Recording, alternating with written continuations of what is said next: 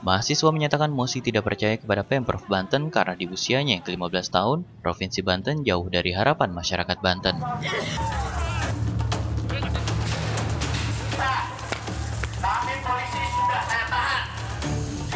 Ratusan polisi membubarkan paksa unjuk rasa mahasiswa menolak pengesahan Omnibus Law.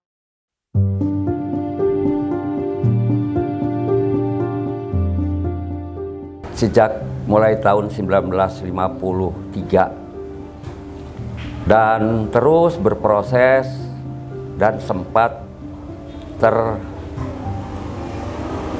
terhenti karena masalah-masalah yang akibat misalnya terjadi pemberontakan G30 SPKI, sehingga keinginan masyarakat Banten untuk terus mendirikan Banten sebagai provinsi terhambat. Nah, kemudian pada tahun 1999 ketika terjadi reformasi, pada saat itu masyarakat Banten memulai lagi berjuang untuk membentuk Provinsi Banten, dan di dalamnya juga keterlibatan dari para akademisi dari waktu itu masih bernama IAIN. Keterlibatan dari Profesor Dr. H.M. Atihami misalnya dengan beberapa para akademisi yang ikut bersama-sama berjuang agar Banten bisa menjadi provinsi terpisah dari Provinsi Jawa Barat. Saya sebagai Ketua Umum Himpunan Aktivis Pembentukan Provinsi Banten, banyak sekali para mahasiswa ketika itu yang ikut bergabung, ya, bersama-sama berjuang untuk agar Banten menjadi provinsi tersendiri terpisah dari Provinsi Jawa Barat, terutama juga para pimpinannya, ya, terutama misalnya ada Prof. Sibli, ada Prof. Tihami, ada Prof. Allahyarham Fauzul Iman dan lain-lain. Itu bersama-sama kami bergabung di dalam Himpunan Aktivis Pembentukan Provinsi Banten. Para mahasiswa dari UIN, SMHB yang banyak berinteraksi dengan saya ketika kita menyampaikan aspirasi melalui aksi-aksi, ya sekarang alhamdulillah sudah banyak yang menjadi anggota dewan misalnya. Ada yang menjadi di berbagai bidang lah. Dan saya tidak layak menyebut namanya satu persatu karena banyaknya. Ya, karena banyaknya mahasiswa yang ikut aktif bersama-sama saya dalam rangka memperjuangkan Banten menjadi provinsi. UIN ketika itu UIN Sultan Maulana Hasanuddin Banten masih berstatus Stein. Ya, rektornya saat itu Pak Profesor Dr. Sibli Sarjaya mengalami hambatan ketika pengusulan Stein berubah status menjadi IAIN. Alhamdulillah Prof. Sibli, Prof. Tihami dan saya bersama-sama bisa bertemu dengan Sesmil Presiden Republik Indonesia, itu Bapak Mayor Jenderal TNI Tubagus Hasanuddin. Melalui beliau lah last minute, karena tinggal beberapa hari lagi Ibu Presiden Megawati akan mengakhiri masa jabatannya. Alhamdulillah Pak Prof. Sibli, Prof. Tihami bersama dengan saya berangkat ke Jakarta setelah saya menghubungi Sesmil Pres, dan alhamdulillah perubahan status dari Stein ke IAIN itu bisa ditandatangani oleh Presiden Ibu Megawati. Tapi kalau ribut-ribut besar itu kejadian 2 kali kalau nggak salah itu. Nyampe dikejar-kejar polisi sampai itu. Nah, tapi ya alhamdulillah polisi nggak masuk gitu tuh, nggak masuk kampus gitu. Cuman gas air mata tuh depan, nyampe ke depan rektorat. Dulu kan ada pohon apanya tuh, blimbing kan yang dulu ya. Ya nyampe situ, nyampe itu gitu. Terkait mengenai masalah demo, kita nggak bisa menghitung berapa kali demo itu karena udah sering. Karena demo terbagi dua bagian, ada istilah demo internal dan juga ada eksternal. Kalau kita kaji dari demo eksternal, itu terkait mengenai pembahasan yang lain-lain di luar kampus, sering terjadi clash dengan pihak kepolisian. Maka dari itu kami sebagai petugas, tatkala atau manakala kita berhadapan langsung dengan mahasiswa full dengan polisinya, kami bertindak adil dan bijak. Kenapa? Apapun alasannya, itu adalah mahasiswa kami. Tatkala terjadi saling dorong-mendorong. Apalagi pernah kejadian ada salah satu mahasiswa yang hampir dipukuli di depan mata saya. Sehingga saya nggak nerima itu. Makanya langsung saya cabut, saya amankan, masuk ke dalam. Demi untuk menyelamatkan adik-adik mahasiswa kita. Karena apa alasannya itu ya, kita sebagai security atau satpam, jelas wajib melindungi mahasiswa kita yang akan teraniaya. Terlepas dia benar atau salah itu saya kurang tahu. Kalau tahun dulu masih pada ngumpul di sini, itu pendapatan ya lumayan lah. Jadi istilahnya mah lebih dari cukup. Karena apa? Semuanya masih ngumpul, terus tempatnya strategis. Nah, semenjak itu terus ada program pindah kampus 2, itu menurunnya hampir 50% lebih. Gitu. Sekarang udah kelihatan kan, apakah hari ini aja masih sepi gini. Kalau dulu mah wayang ini mah masih berjubel-jubel, pembeli itu nggak kelayanan gitu.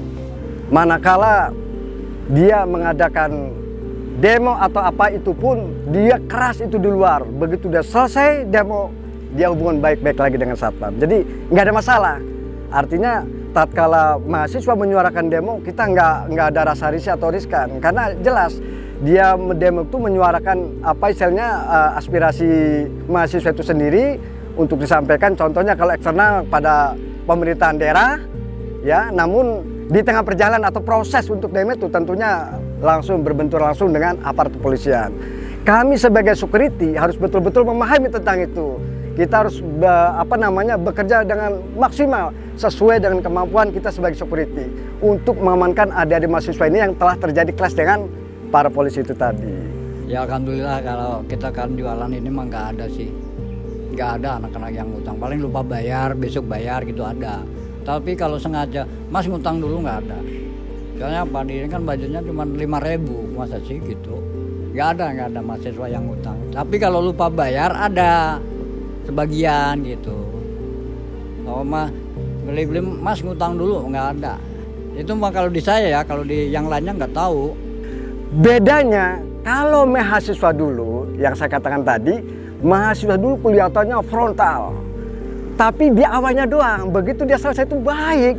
Nggak ada kaidah apa-apa, nggak ada permasalahan apa-apa.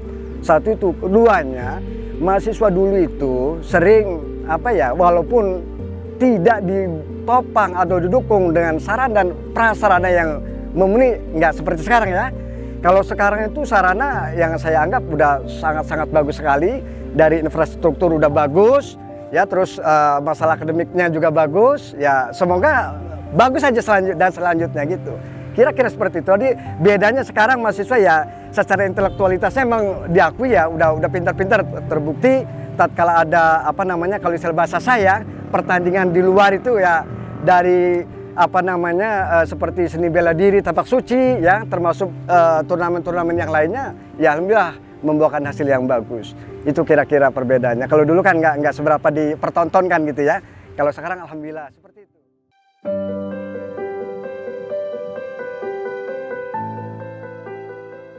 Setelah bertahun-tahun menempati gedung kampus 1, alhamdulillah di tahun 2023 ini, tepatnya di Disnatalis ke-61, UIN yang semula memusatkan kegiatannya di kampus 1 sudah bisa beralih ya ke kampus 2. Walau demikian, kampus 1 tetap kita fungsikan untuk pusat bisnis dan pengembangan pasca sarjana.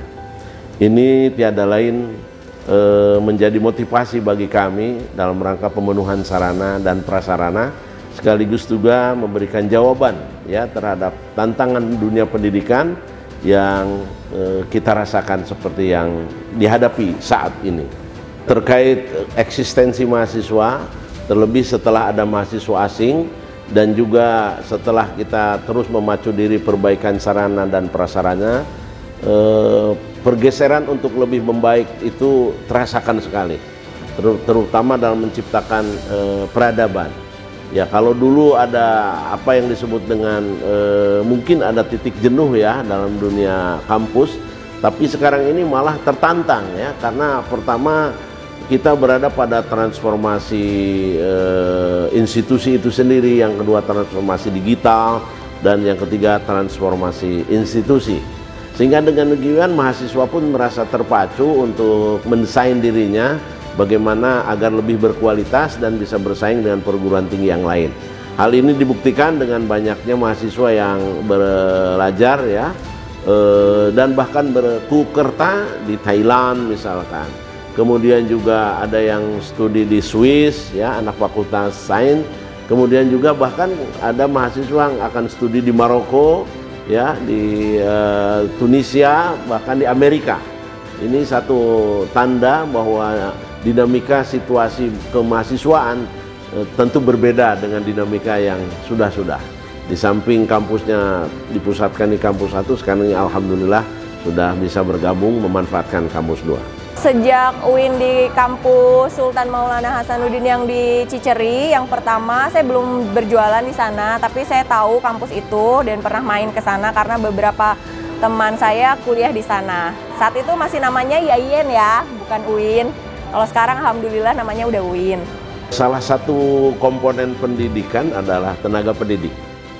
Ya, kita bersyukur yang tiada terhingga tenaga pendidik ini ada yang karena lulusan ya dari luar negeri, antara lain Profesor Dr. Izamuddin Makmur, Profesor Dr. Mufti Ali PhD, kemudian juga Ade Jaya, kemudian juga Pak Yanwar.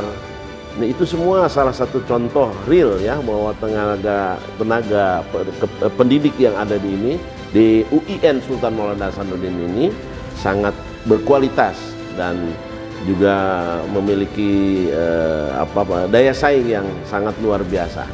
Nah, selain juga kita memproduk tenaga pendidik yang dari kita pun tidak segan-segan untuk mendatangkan ya tenaga asing ataupun juga dosen-dosen asing.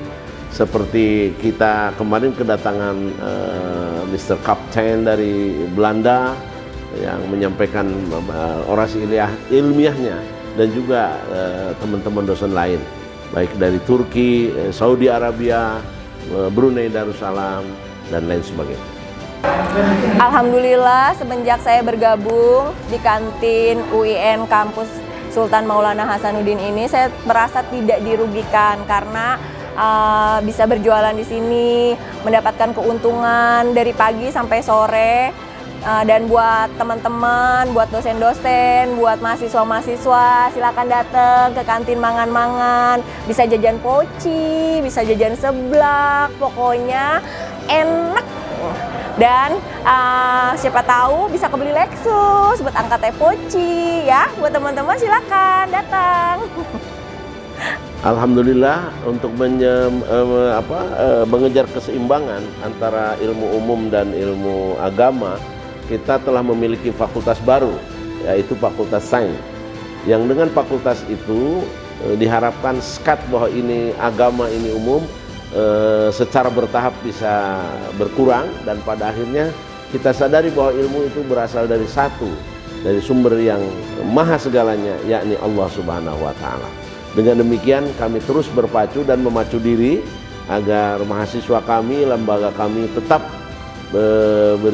berisi keagamaan sekaligus juga keilmuan yang menunjang keagamaan itu sendiri, termasuk tadi ya mata kuliah atau fakultas umum.